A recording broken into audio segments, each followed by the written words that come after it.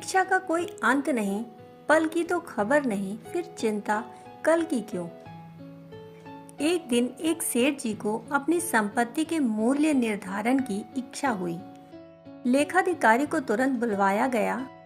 सेठ जी ने आदेश दिया, मेरी संपूर्ण संपत्ति का मूल्य निर्धारण कर ब्यौरा दीजिए। यह कार्य अधिकतम 1 सप्ताह में हो जाना चाहिए। ठीक 1 सप्ताह बाद लेखाधिकारी ब्यौरा लेकर सेठ जी की सेवा में उपस्थित हुआ। सेठ जी ने पूछा, कुल कितनी संपदा है? सेठ जी, मोटे तौर पर कहूँ तो आपकी 7 पीढ़ी बिना कुछ किए धरे आनंद से भोग सके इतनी संपदा है आपकी। लेखाधिकारी बोला। लेखाधिकारी के जाने के बाद सेठ जी चिंता में डूब गए। तो क्या मेरी 8वीं पीढ़ी भूखी मरेगी? वह रात दिन चिंता में रहने लगे। तनावग्रस्त रहते भूख भाग चुकी थी। कुछ ही दिनों में कृशकाय हो गए। सेठानी जी द्वारा बार बार तनाव का कारण पूछने पर भी जवाब नहीं देते। सेठानी जी से सेठ जी की यह हालत देखी नहीं जा पा रही थी। मन की स्थिरता व शांति का वास्ता देकर सेठानी जी ने सेठ जी को साधु संत के पास सत्संग में जाने को प्रेरित कर ही लिया। सेठ जी पहुंच गए एक सुप्रसिद्ध संत समागम में। एकांत में सेठ जी ने संत महात्मा से मिलकर अपनी समस्या का निदान जानना चाहा। महाराज जी, मेरे दुख का तो पार ही नहीं। मेरी 8वीं पीढ़ी भूखों मर जाएगी। मेरे पास मात्र अपनी 7 पीढ़ी के लिए पर्याप्त हो इतनी ही संपत्ति है। कृपया कोई उपाय बताएं कि मेरे पास और संपत्ति आए और अगली पीढ़ियां भूखी ना मरें। आप जो भी बताएं, मैं अनुष्ठान विधि आदि करने को तैयार हूँ। सेठ जी ने संत महात्मा से प्रार्थना की। संत महात्मा जी ने समस्या समझी और बोले, सेठ ध्यान से सुनो। बस्ती के अंतिम छोर पर एक बुढ़िया रहती है, एकदम कंगाल और विपन्न। ना कोई कमाने वाला है और ना ही वह कुछ कमा पाने में समर्थ है। उसे मात्र आधा किलो आटा दान दे दो। यदि वह यह दान स्वीकार कर ले तो इतना पुण्य उपार्जित हो जाएगा कि तुम्हारी समस्या का समाधान हो जाएगा।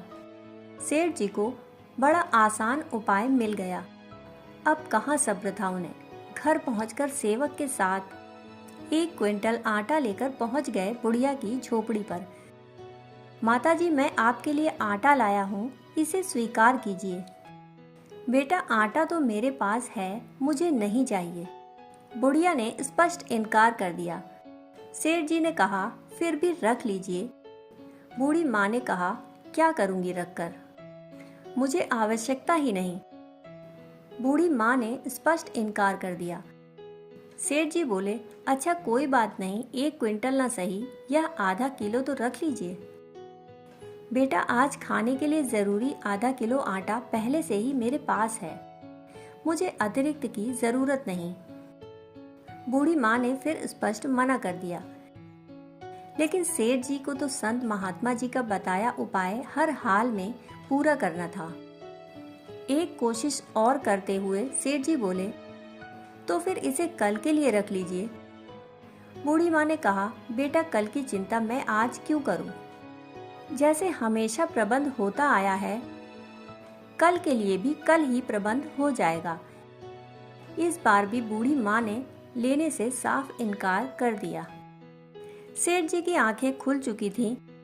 एक गरीब बुढ़िया कल के भोजन की चिंता नहीं कर रही है और मेरे पास अथाह धन सामग्री होते हुए भी मैं 8वीं पीढ़ी की चिंता में घुल रहा हूँ। मेरी चिंता का कारण अभाव नहीं, तृष्णा है। वाकई तृष्णा का कोई अंत नहीं है। संग्रह खोरी तो दूषण ही है। संतोष में ही शांति व सुख निहित है। पल की तो खबर नहीं, चिंता कल की हो रही है। कल न हम होंगे न गिला होगा, सिर्फ सिमटी हुई यादों का सिलसिला होगा। जो लम्हे हैं चलो हंस कर बिता लें, जाने कल जिंदगी का क्या फैसला होगा। दोस्तों, कहानी अच्छी लगी हो तो लाइक और कमेंट करना ना भूलें। कहानी सुनने के लिए आपका बहुत बहुत आभार। मिलते हैं ऐसी ही कहानियों के साथ। तब तक के लिए धन्यवाद।